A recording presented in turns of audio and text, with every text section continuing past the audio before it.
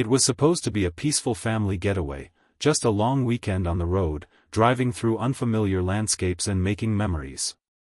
A perfect chance for the Johnson family to take a break from their everyday lives.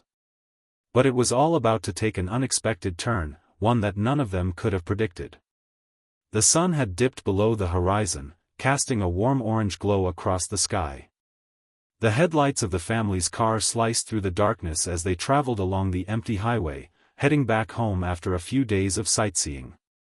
The kids, relaxed from the trip, were dozing off in the back seat, while Mary, the mother, hummed softly to the music playing on the radio. Her husband, Marcus, kept his eyes on the road ahead, glancing occasionally at the rearview mirror. Everything felt normal.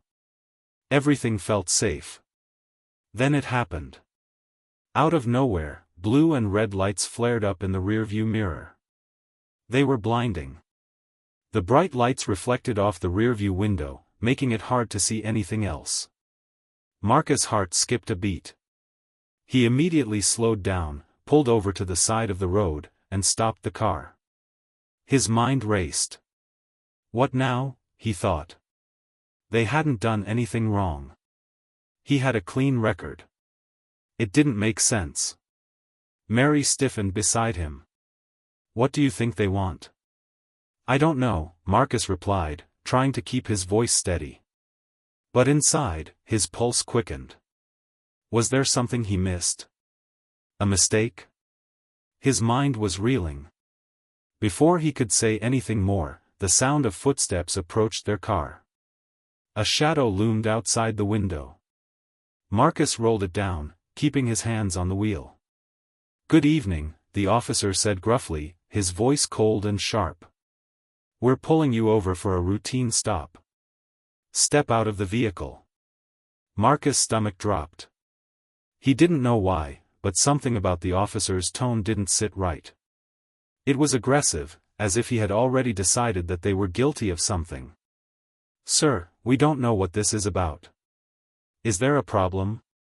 Marcus asked, trying to keep his voice calm. The officer ignored him, turning toward the passenger side. You, step out of the car, he barked at Mary. At that moment, Marcus' protective instincts kicked in. Wait, hold on. He immediately reached over and placed his hand on Mary's arm. What's going on? Why do you want her out of the car? Step out of the vehicle now, the officer shouted. His hand was already resting on the baton holstered on his belt, ready for anything. It all felt surreal. This wasn't supposed to be happening. They were a family on vacation, heading home. There was no reason for this. Slowly, Marcus opened the door, stepping out onto the cold asphalt. He tried to stay calm, tried to figure out what was going on, but the air was thick with tension. The officer was glaring at him now, sizing him up like he was some kind of threat.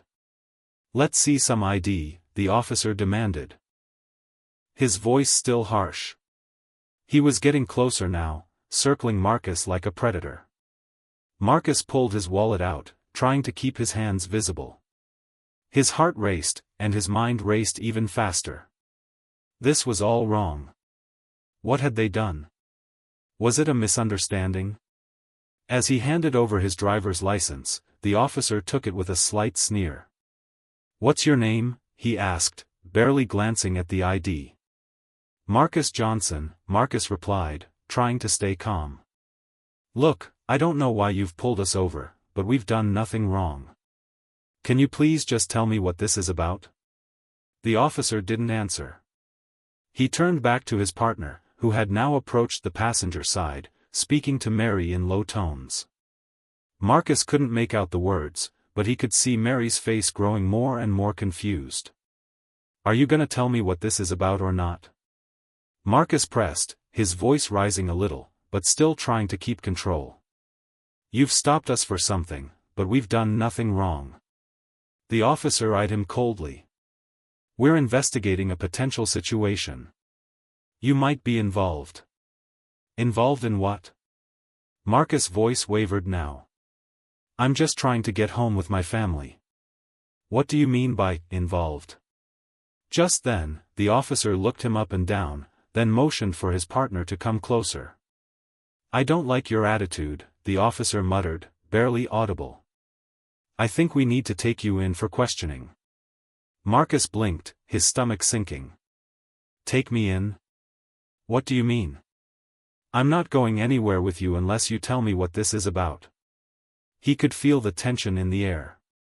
The officer was clearly not backing down, and now Marcus had no idea what to expect next.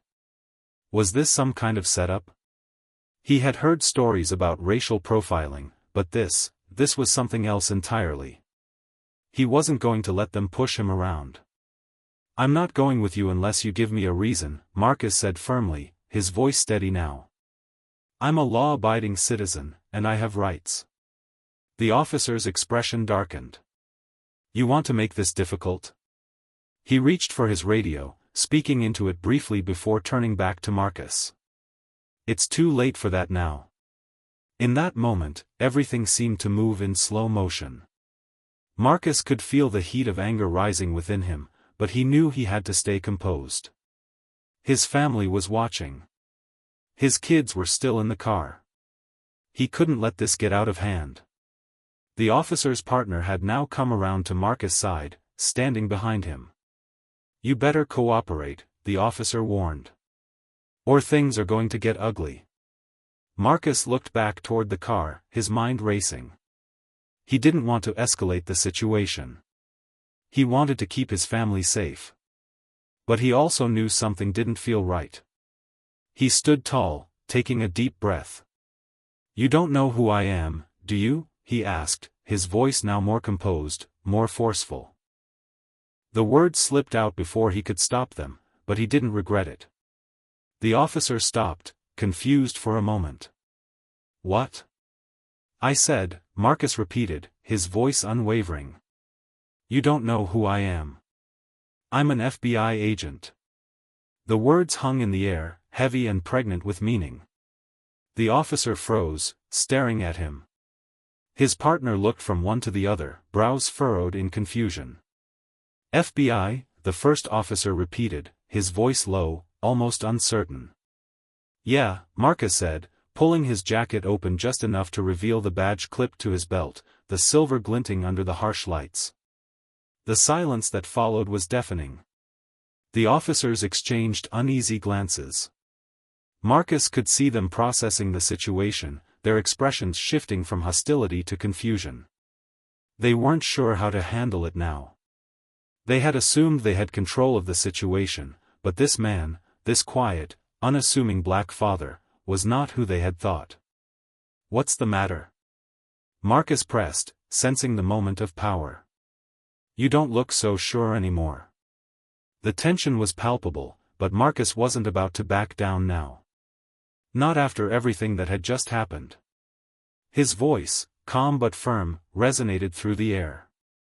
For a brief moment, it seemed like the world stood still. Then, the radio crackled, and more officers pulled up. The officers glanced at each other, uncertainty filling their eyes. They had no idea who they were dealing with. The real mystery, however, was just beginning. The air around the Johnson family was thick with uncertainty. The flashing lights of the police vehicles continued to cast strange shadows across the pavement. The officers who had originally approached Marcus now stood frozen, visibly shaken by the revelation that the man they had just tried to arrest was an FBI agent. The abrupt shift in power felt almost tangible. Marcus could see the hesitation in their eyes as they exchanged glances, clearly unsure how to proceed. "FBI?" one of the officers finally asked, his voice lacking the confidence it had earlier. His partner shifted uncomfortably, clearly unsure how to handle the situation. Marcus nodded, his face calm but stern. "Yeah, FBI. Now, I'd appreciate it if you'd tell me exactly why you stopped us. We've been sitting here long enough." The officer who had been the most aggressive took a small step back, running his hand through his hair. He wasn't expecting this. We were responding to a report of a possible stolen vehicle. A black sedan, matching the description of yours." Marcus' mind whirled. A stolen vehicle? How could they have mistaken his car for something stolen? You've got to be kidding me. This car's registered in my name. Look it up. The officer fumbled for a moment, unsure what to do next. He reached into his belt and grabbed his radio, calling in the car's registration information. The second officer, still tense, kept his hand near his holster as if expecting something unexpected to happen. Behind them, Marcus could feel his family's anxiety mounting. His wife, Mary, had remained silent through it all, trying to process the situation. The kids, still wide-eyed and confused, pressed their faces against the car windows, peering out at the flashing lights. "Marcus," Mary whispered, her voice filled with both fear and disbelief. "What's happening? Why are they treating us like criminals?" He didn't have an answer. He only knew that something was off, something deeper was going on, and it wasn't just about a simple traffic stop. There was no way a simple case of mistaken identity could explain the hostility and aggression they had faced. He could feel the sting of the racial profiling, but there was something else, too, something he couldn't yet put his finger on. The officer on the radio seemed to be getting some information, but it wasn't enough to ease Marcus' concerns. After a few moments, the officer returned to them, his posture still stiff, his face pale. "The vehicle checks out," the officer said reluctantly. "There's no stolen vehicle report linked to this car." "But," he hesitated, clearly weighing his words, "we've got an ongoing investigation. There's been a rise in car thefts in the area, and your car matches the description. We had to check." Marcus raised an eyebrow, his irritation simmering just beneath the surface. "So, you stop anyone who matches a description without any real evidence? Just like that?" The officer shifted uncomfortably, not knowing how to respond to the accusation. The other officer, still standing beside the car, glanced back at his partner, almost as if waiting for a signal. "It's protocol," the first officer muttered. "We had to be sure." "Sure about what?" Marcus pushed, his voice steady but now tinged with frustration. "That I'm a criminal because of my skin color? Or because I drive a black car?" At this, the second officer finally spoke up, his voice tense. "We're just doing our job. You should have nothing to worry about. You can go after we finish up here." He seemed to be trying to calm the situation, but his words felt hollow. The officer at the radio interrupted with a crackle in his voice. "We've got a situation." Marcus' heart skipped a beat. He knew this wasn't just some routine check anymore. The tension in the air had shifted once again. This was becoming something far more complicated. "What situation?" the first officer asked, his previous bravado faltering. The officer on the radio paused, then spoke again, his voice a little more rushed. "There's a report coming through, about a possible suspect that matches your description.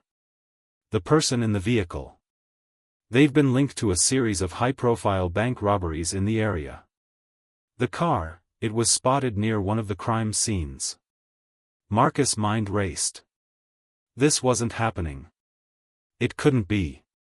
He was a respected FBI agent. One of the best in his field, never involved in any kind of crime, never connected to any illegal activity. This was a mistake. But the situation was unfolding fast, and there was no way out of it.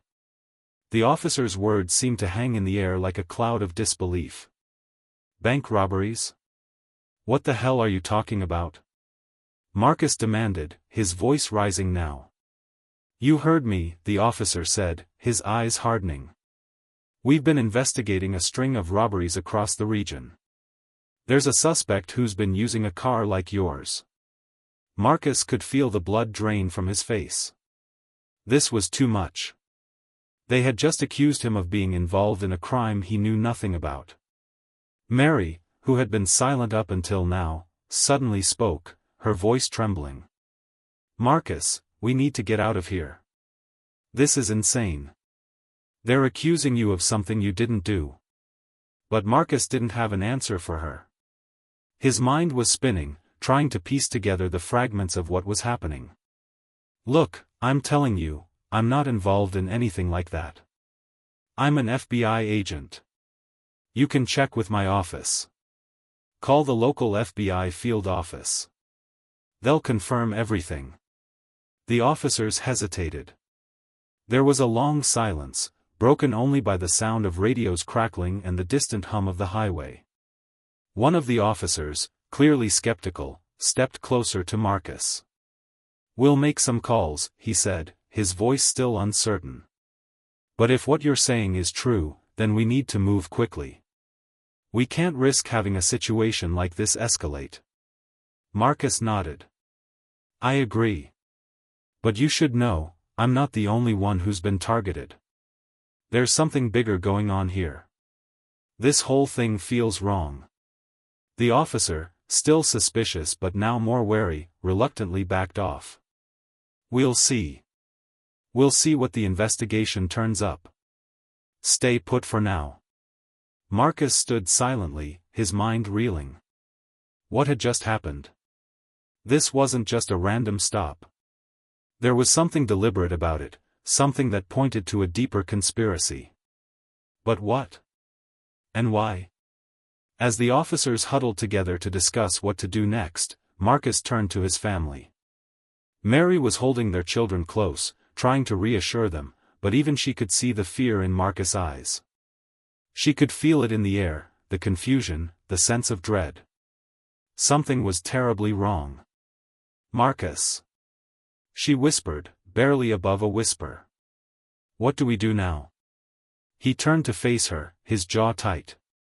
"We wait. We let them finish their investigation. But there's something about this that doesn't sit right with me. I'm going to find out what's really going on. This isn't over." And as he spoke those words, Marcus could feel the weight of something much darker unfolding around them, something that would change everything. They weren't just facing a case of mistaken identity. They were caught in the middle of a conspiracy, one that reached farther than they could have imagined. The night stretched on, and the air seemed to grow colder with every passing minute. The wind blew cold, biting at their skin as they waited on the side of the highway. The flashing lights of the police cars still danced in the distance, their red and blue beams casting erratic shadows across the empty stretch of road. Marcus stood frozen, his mind a whirl of thoughts and questions.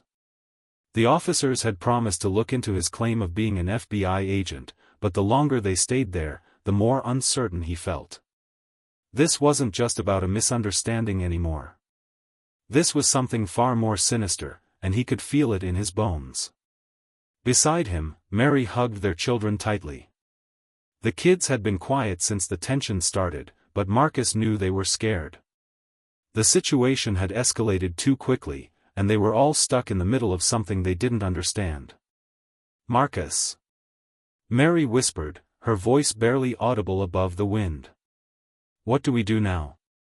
They're still not telling us what's going on."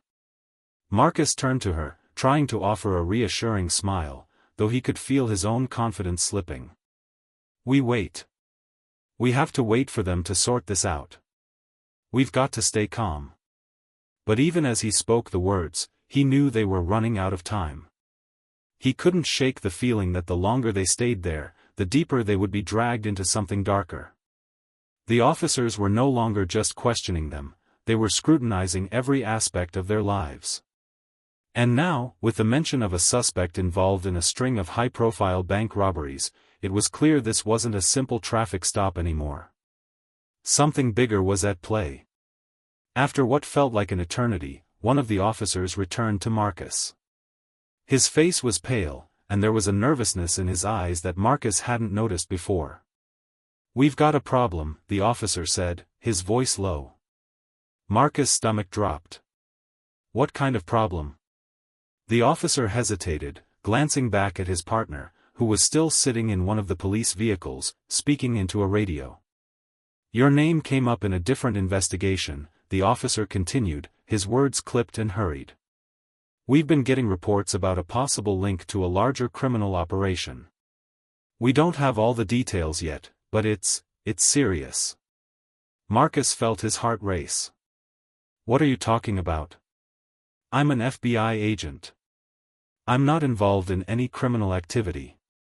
I know, the officer said quickly, almost defensively.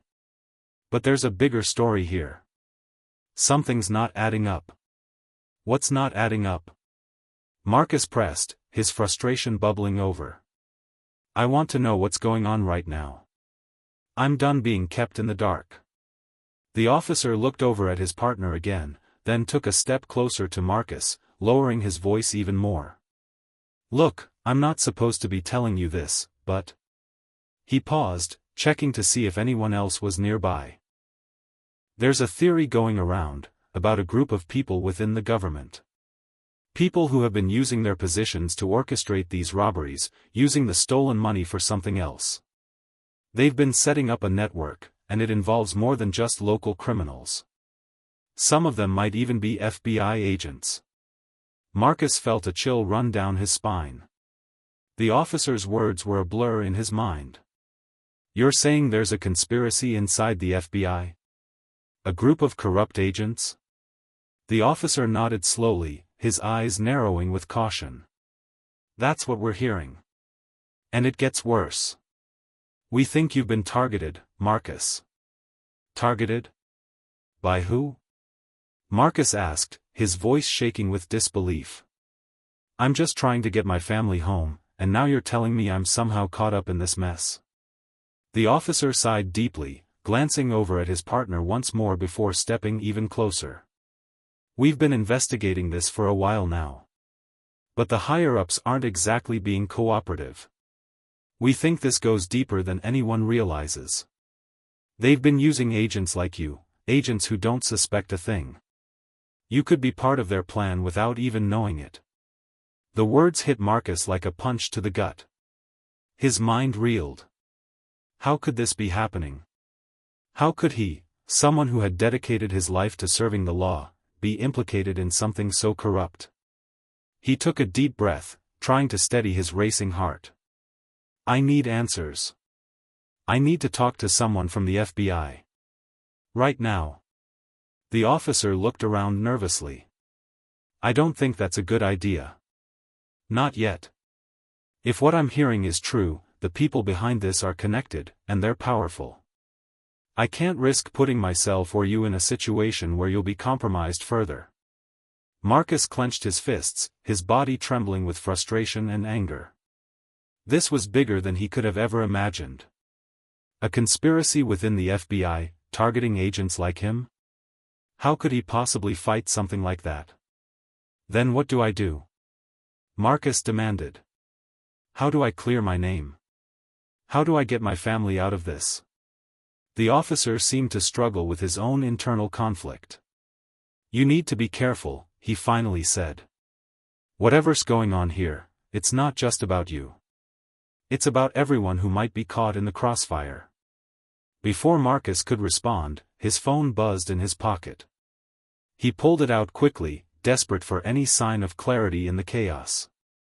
It was a message from his FBI colleague, Agent Sarah Parker, one of the few people Marcus could trust implicitly. Her message was short and to the point, meet me. Now. I'll be at the usual place. Trust no one. Marcus' stomach twisted. The urgency in Sarah's message sent a chill through him. It was clear that whatever had been happening in the shadows was about to take an even darker turn. He looked up at the officer, who was still standing by his side. I need to go. Now. The officer didn't stop him this time. You do what you have to do. But be careful. You have no idea who you can trust right now. Marcus nodded sharply, turning toward the car.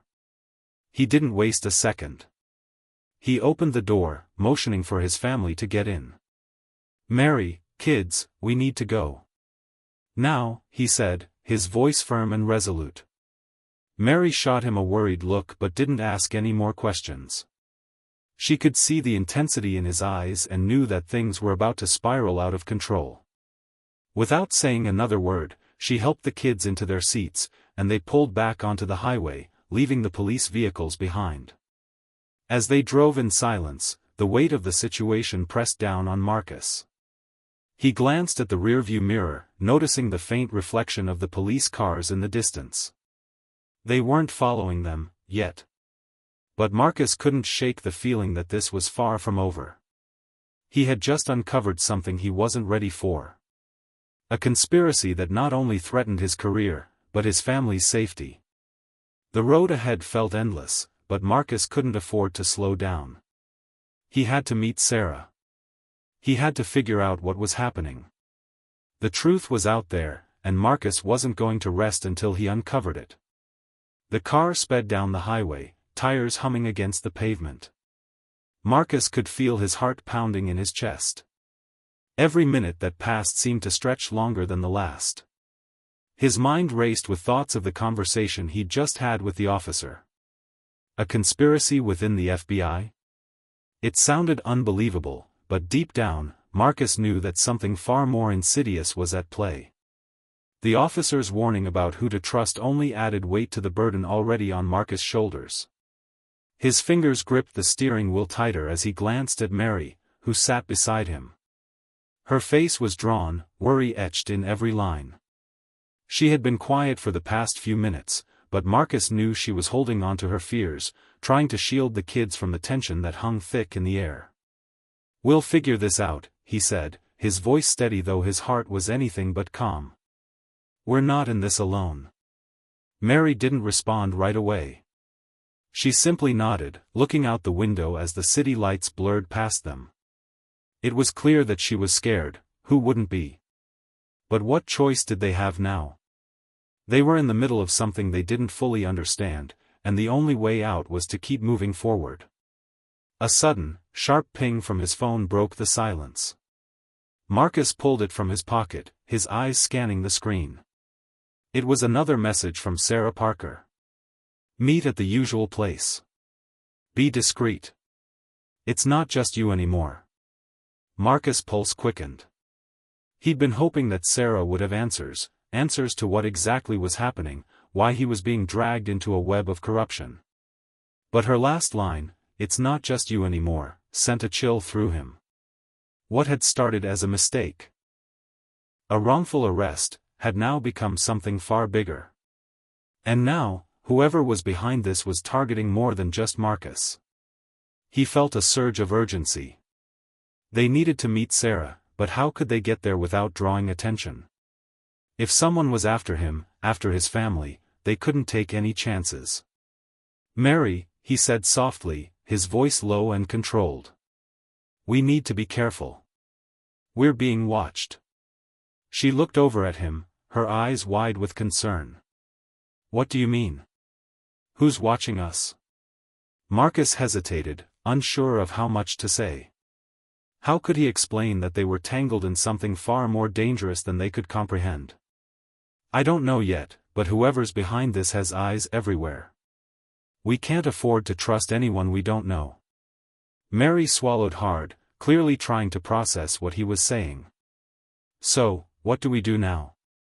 "We follow the plan. We meet Sarah and get the answers we need. After that, we'll figure out our next move." With a grim nod, Mary sat back in her seat, glancing at their children, who were quietly watching the unfolding drama but sensing the tension in the air. Marcus couldn't help but feel a wave of guilt wash over him. They hadn't signed up for this. No one should ever have to go through what they were enduring now. But there was no turning back. As they neared the rendezvous point, a familiar, unmarked car parked in a dimly lit corner of an old parking garage came into view. Marcus slowed the car, scanning the surroundings. There was no sign of anyone else.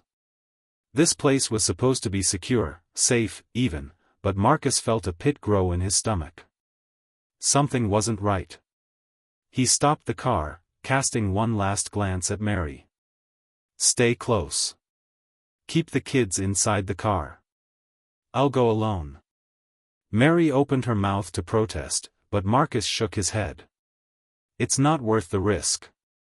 If something goes wrong, you need to be safe." After a tense moment, Mary nodded. "Just be careful." Marcus didn't need to hear anything else. He opened the car door and stepped out into the cold night. The garage was eerily quiet, the silence broken only by the faint sound of his footsteps echoing as he moved toward Sarah's car. As he reached the vehicle, Sarah Parker stepped out. She was tall, with sharp features that could cut through the most complex cases. Marcus had worked with her for years, and if anyone could navigate the mess they were in, it was her. "Marcus," she said softly, but there was an edge to her voice. "You made it." "Of course I did," Marcus replied, his voice cool, but his nerves were fraying. "What's going on? What have you found out?" Sarah glanced around nervously before stepping closer. "Not here. Let's talk inside." They moved quickly, entering an office building nearby. The lights flickered as they passed through the dimly lit hall, and Marcus couldn't shake the feeling that they were being watched, that someone knew exactly where they were. The hairs on the back of his neck stood up, but he pushed the sensation down. He needed answers more than he needed to worry about shadows. Inside, they sat at a small table, and Sarah immediately opened her laptop. Marcus leaned forward, his eyes scanning her face for any sign of what she knew. "We've been tracking the operation for weeks now," Sarah began, her voice low. "We've been getting reports of high-level FBI agents being involved in criminal activities. The thing is, we couldn't get anyone to confirm it. Not until now." Marcus frowned. "What do you mean? What reports?" Sarah typed rapidly on her laptop, pulling up a series of files. "It's a network of agents. They've been orchestrating a series of heists, using their access to sensitive information to plan robberies, laundering the money, and funneling it into secret accounts.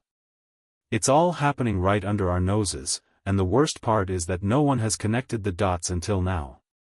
Marcus leaned back, absorbing the gravity of what Sarah was saying. "And you think I'm involved in this? How? Why?" Sarah hesitated, clearly struggling to explain. "It's not that you're involved, Marcus. It's that they've been using you.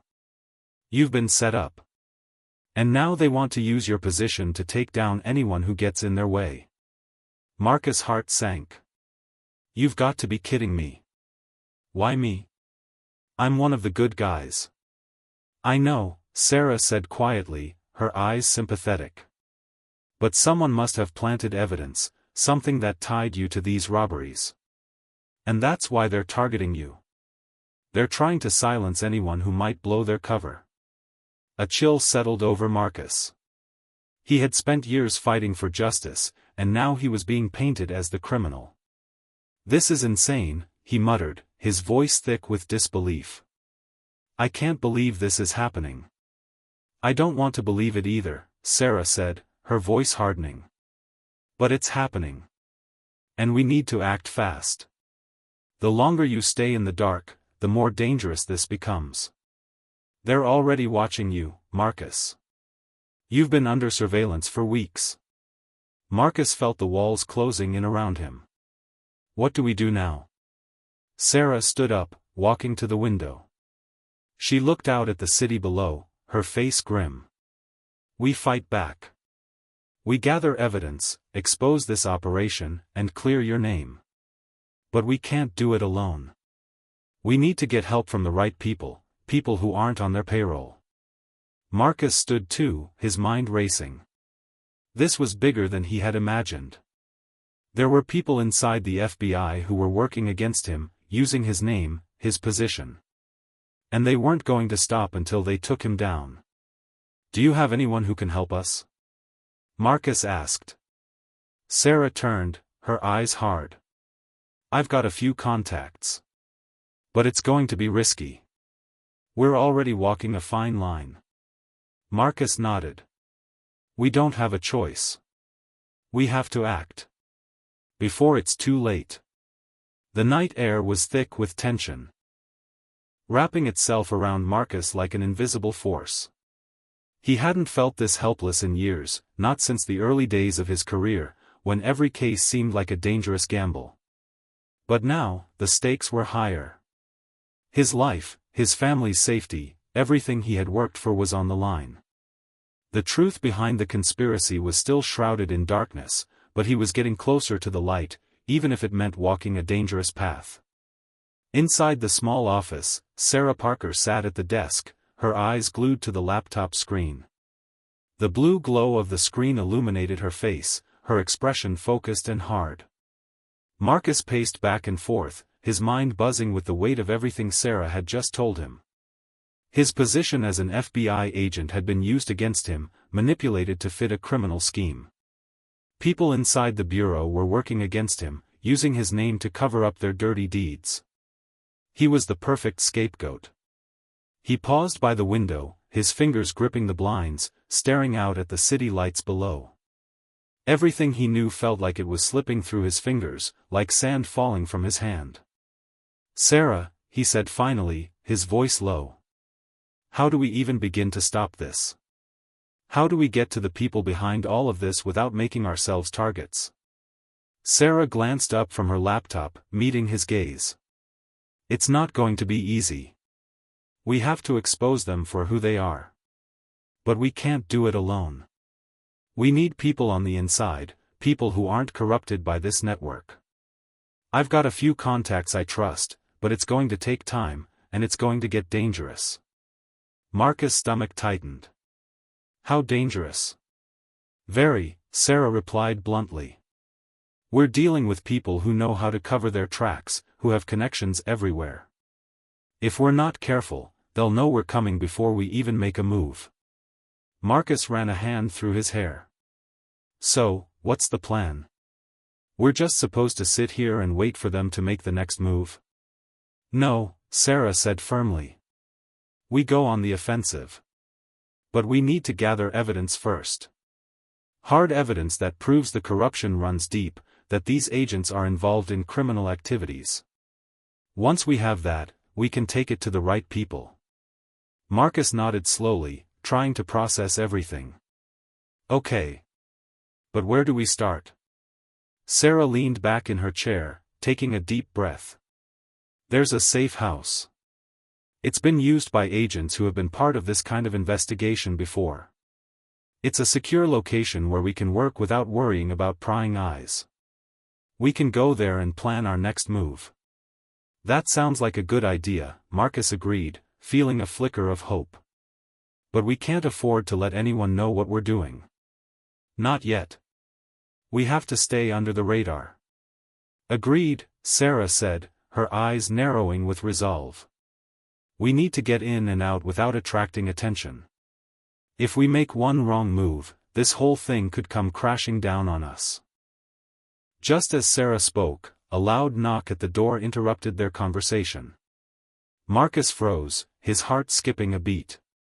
His first instinct was to reach for his weapon, but then he saw Sarah's eyes widen slightly. "Stay calm," she whispered. "We're not expecting anyone." The knock came again, more insistent this time. "It's probably someone on the outside," Marcus murmured, moving cautiously toward the door. He opened it just a crack, peering through the gap to see who it was. Standing in front of him was a man in a suit, his expression unreadable. His name was Agent Rick Donovan, someone Marcus had worked with in the past. He was a seasoned agent, reliable but secretive. Marcus had always respected him, but something about the man's presence now set him on edge. "Marcus," Donovan said, his voice smooth but with an edge of urgency. "We need to talk." Marcus glanced at Sarah, who gave a small nod. He opened the door wider, allowing Donovan to step inside. "What's going on?" Marcus asked, trying to keep his voice neutral. Donovan didn't waste any time. "I know about the investigation," he said quietly, his eyes flicking to Sarah before focusing back on Marcus. "I know you're digging into something big, something dangerous. And I need to help you." Marcus' eyebrows furrowed. "How do you know about that?" "We've barely even scratched the surface." Donovan's eyes darkened. "I've been keeping tabs. I don't trust what's happening, Marcus. Something's wrong with the Bureau, and I think you're right to dig deeper." But you need to be careful. There are people watching you. People who want you to fail. And they'll stop at nothing to make sure that happens. Marcus was silent for a long moment, trying to digest Donovan's words. "Why are you telling me this?" he asked cautiously. "What's in it for you?" Donovan's lips twisted into a wry smile. "Let's just say I have my own reasons for wanting to see this through. I don't like what's happening within the Bureau. I've seen enough to know that something's going on, and I don't want to be part of it." Sarah leaned forward, her voice steady. "If you're really on our side, what can you do to help us?" Donovan's expression hardened. "I can get you access to more information. I've got files, classified ones, that could be the key to unraveling this whole thing. But we'll have to move quickly. The people behind this operation are watching everything. They know you're looking into them, Marcus. And they won't stop until they silence you." Marcus' pulse quickened. "So, what's the next move?" Donovan stepped closer, lowering his voice. "I've arranged a meeting with a contact who's been deep inside this network. They have information about the money laundering operations, about the people involved. If we can get them to talk, we'll have the leverage we need to bring this down. But it's risky. They won't trust us unless we can prove we're on their side." "How do we do that?" Sarah asked, her voice sharp. "We need to get to that safe house," Donovan said, nodding toward Marcus.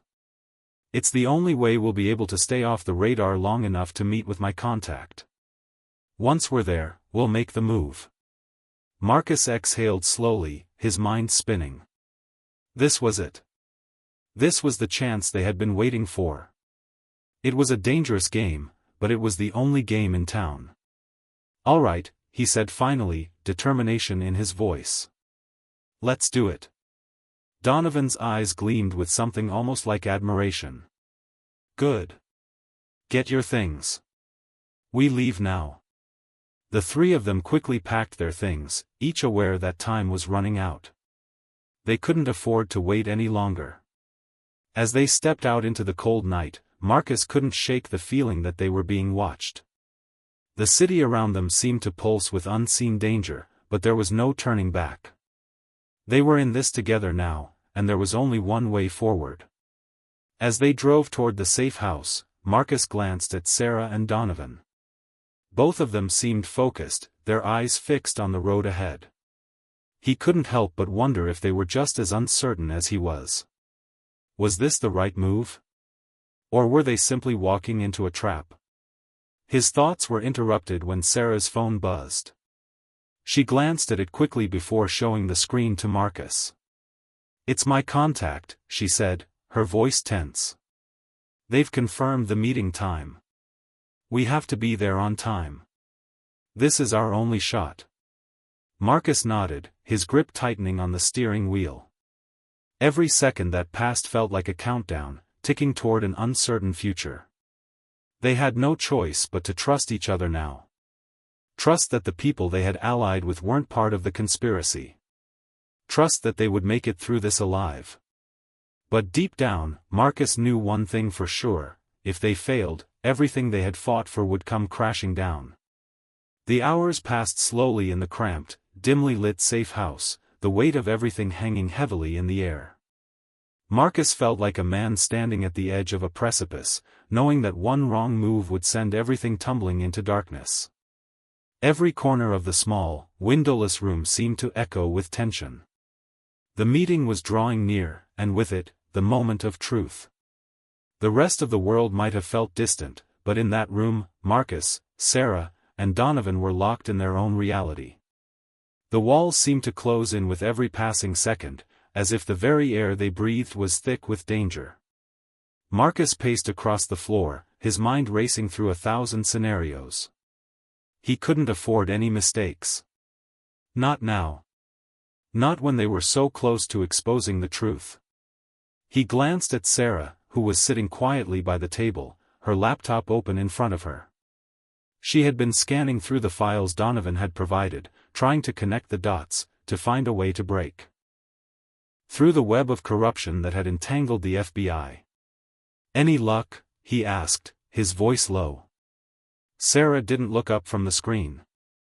"There's a lot here," she said, her tone focused. "Too much. Some of it I don't even understand. But there are patterns. Connections between agents, money transfers that don't add up, strange movements in and out of the country. It's like a whole network we never knew existed." Marcus stopped pacing and leaned against the wall, running a hand through his hair. "This is bigger than I thought," he muttered. "A whole network. It's no wonder they've been so careful. They've been hiding in plain sight." Sarah finally looked up from her laptop. "That's why we need to expose them all. If we can get this evidence to the right people, we can bring them down. But we're playing with fire here, Marcus. We have no idea how far the corruption goes. The people we're up against, they're not just criminals. They've got the power to ruin us. All of us." Marcus met her gaze. "I know. But we don't have a choice. If we don't act now, we're as good as dead." Before Sarah could respond, Donovan spoke up, his voice tense. "It's time. My contact's waiting for us." Marcus nodded and stood up straight, shaking off the lingering doubts that clouded his mind. This was it. They couldn't afford to second-guess now. The game had already started, and there was no turning back. The three of them gathered their things quickly, checking their equipment one last time. Marcus couldn't shake the feeling that they were being watched, but there was no time to dwell on it. They had to move fast. Every second counted. They left the safe house under the cover of darkness, driving through the quiet streets with an eerie sense of urgency. The city outside seemed distant, as though the world was moving without them, leaving them behind in the shadows. As they neared their destination, Marcus's grip tightened on the steering wheel. The location of the meeting was no accident, it was a place designed for secrecy, tucked away in the underbelly of the city. But even in the dead of night, Marcus couldn't shake the feeling that they were walking into a trap. Something about this didn't feel right. "We're almost there," Donovan said, breaking the silence. "Stay sharp." The car came to a stop in front of an abandoned warehouse. The building was dark and quiet, its windows boarded up, its entrance barely visible in the gloom. Marcus felt a chill run down his spine. "Wait here," Donovan ordered. "I'll check it out." He exited the car and disappeared into the shadows. Marcus and Sarah exchanged a glance before following suit, both of them feeling the weight of the moment settle in their bones. They couldn't afford to let their guard down now. Minutes passed, each one stretching longer than the last. The darkness around them seemed to grow heavier, more oppressive. Marcus's mind raced, running through the possibilities, trying to prepare himself for what was to come. Finally, Donovan reappeared, his face tight with anxiety. "They're inside." "It's safe to go in," he said, his voice low and tense. Marcus gave a sharp nod, his heart pounding in his chest. This was it. They were moments away from either uncovering the truth or walking into an ambush. They moved quickly, entering the warehouse through a side door that Donovan had unlocked. The space was vast and empty, the air thick with dust. The only sound was the echo of their footsteps on the concrete floor. They crept forward, every sense heightened, every muscle tense. At the far end of the warehouse, a single light flickered, illuminating a figure standing in the shadows. It was a woman, tall and slender, with dark hair pulled back into a tight bun. She wore a black leather jacket, and her expression was unreadable. Donovan stepped forward first, his voice calm but firm. "You're late," he said, his eyes never leaving the woman. The woman didn't flinch. "You're lucky I showed up at all," she replied, her tone cold. "I don't trust any of you." Marcus stepped up beside Donovan, his eyes narrowing. "You've got the information we need?" he asked, his voice laced with tension. The woman's gaze shifted to him, appraising him carefully before she spoke. "I do."